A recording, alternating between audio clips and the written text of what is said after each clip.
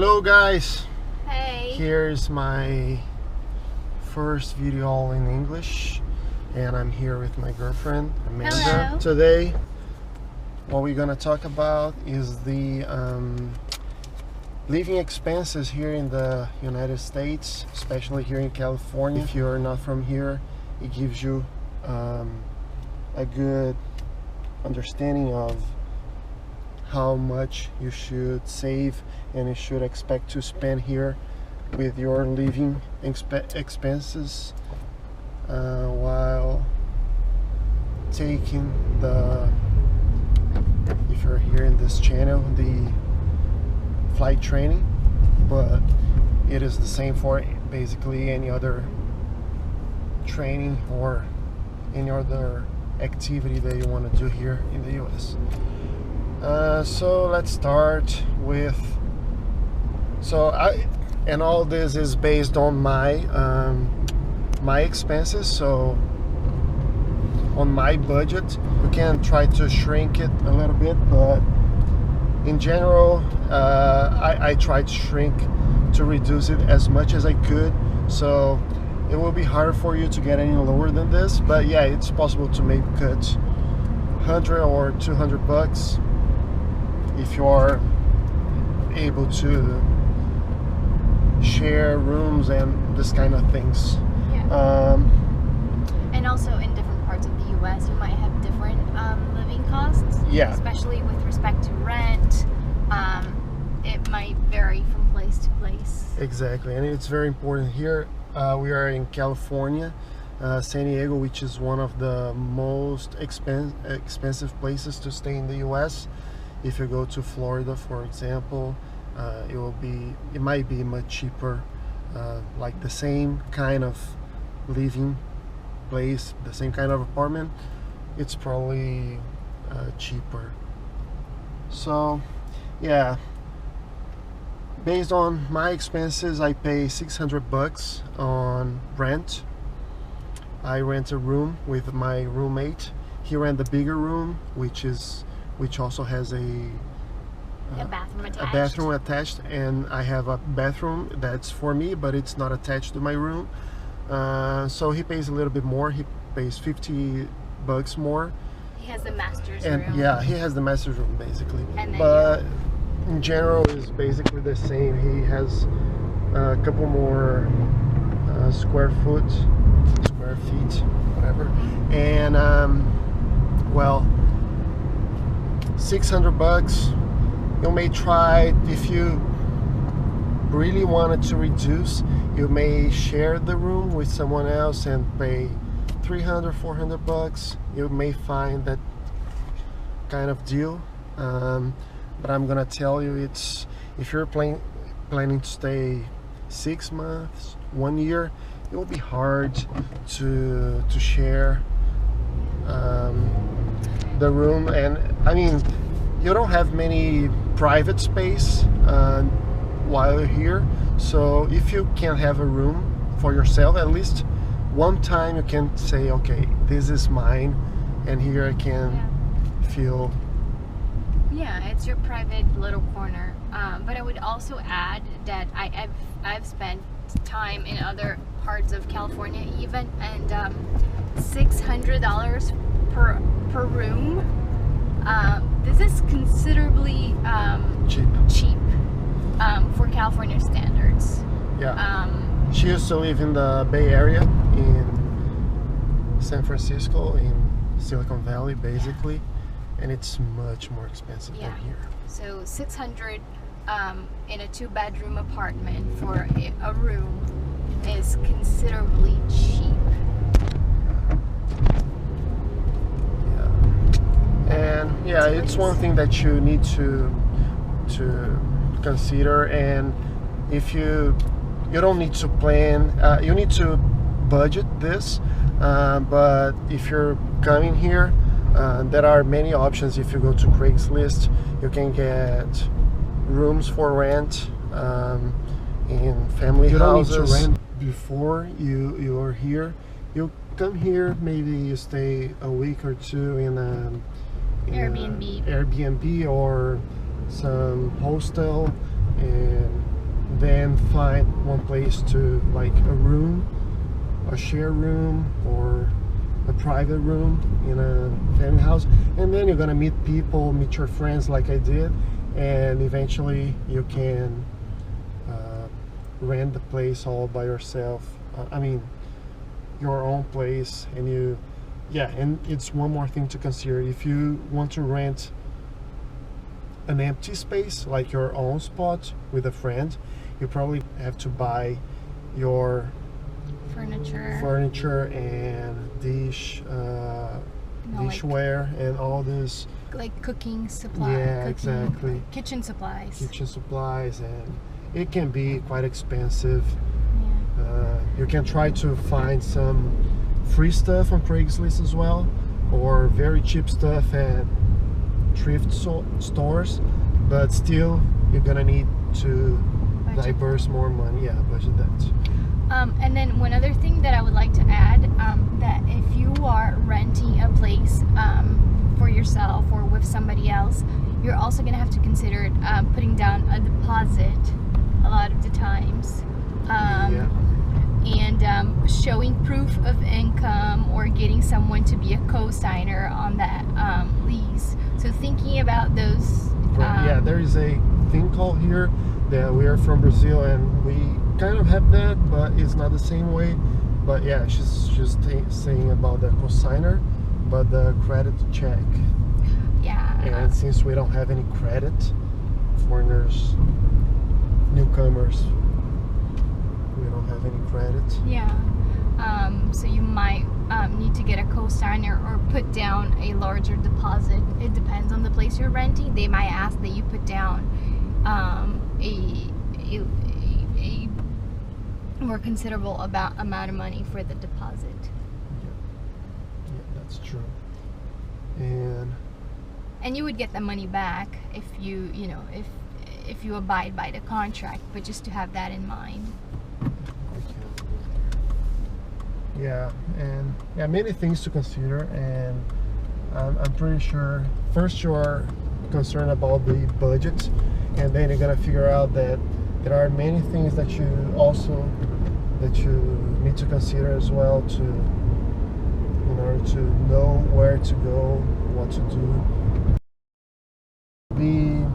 I pay $60. It includes, I don't need to put all the money up there. I need to put it here.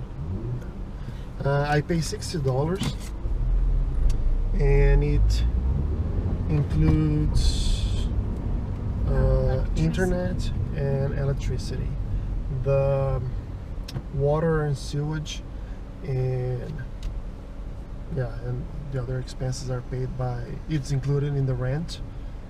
So which total, is another thing that can vary. Yeah, it can vary, depends on where you are and how much you spend. We try not to turn on the AC. We rarely do that actually. So total just for my place, $660. So you're gonna check. I'm gonna put down in the video somewhere. And food. My budget, $200, $50 a week to go to the supermarket and buy the things that I need.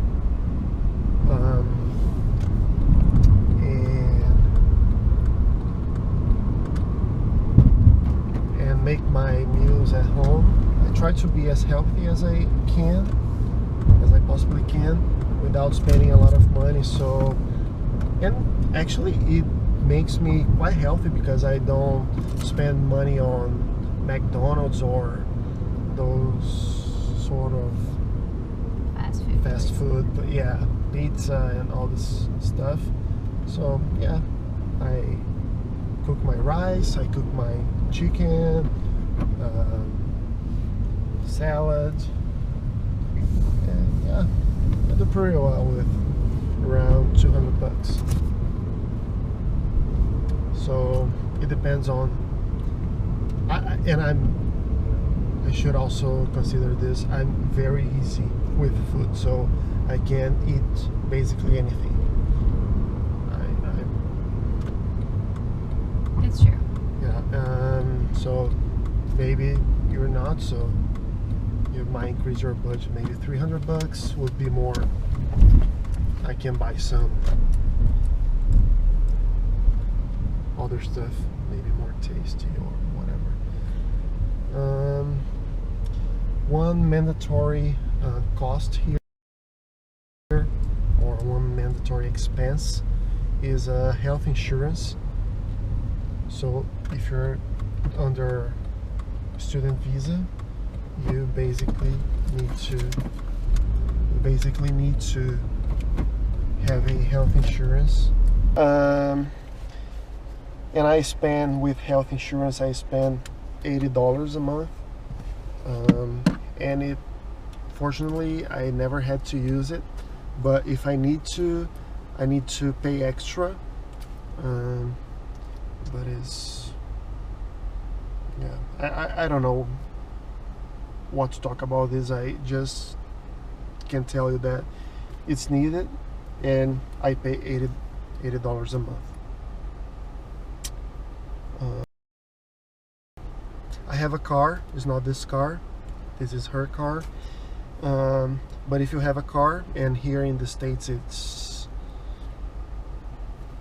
unless you live in New York or someplace like this that have very good public transportation, but if you're thinking about taking a flight training, it probably won't be your case. So you're probably gonna need a car. And if you have a car, you need insurance.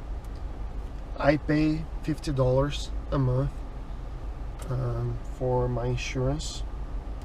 Which is the basic of the state required insurance. Yeah, state required. My car is very cheap, but it's quite old as well, and it's the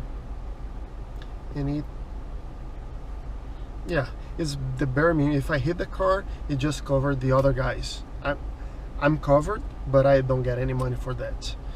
It's basically liability insurance. But if you want to have a more comprehensive coverage, it will be $100 maybe, depending on the car, depending on the state, depending on your profile, your age, and a lot of considerations. But yeah, you can budget around $100.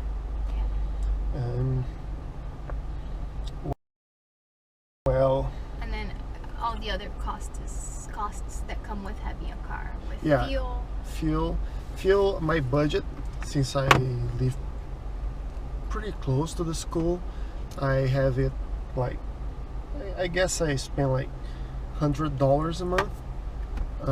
It can be much more if you believe. It can be like maybe 200, depending on the car, depending on where you live, in relation to where you study and how many times you go out. And so yeah, my base budget is $100, and you should consider that from time to time it requires some maintenance. If you buy an old car, like oil change, and if you buy an old car, it might have an issue for you I mean, you never know. They're unexpected things that happen. Yeah, it can be cheap, it can be expensive, you never know. So let's cut short. This video is getting quite long. Cell phone. So the next one is my cell phone bill. Nowadays we don't live without one. It's, I guess you can say like $40 a month. It's reasonable. I have a T-Mobile plan. I used to pay 40 plus taxes, which ends up at around 45. Now, with a group of colleagues in my school, we could reduce that to 30 something a month, almost 40. So you can around 40, 45 bucks. 40, 45, yeah. And it has a lot of it's very good internet. It is free to use, like unlimited unlimited, talk, yeah, unlimited within text. within the United States. If you want to call to your country, no, I mean, you pay extra $15, maybe a little bit more, but you don't need to, because nowadays we have many apps that we can talk by using the internet, and it's cheaper.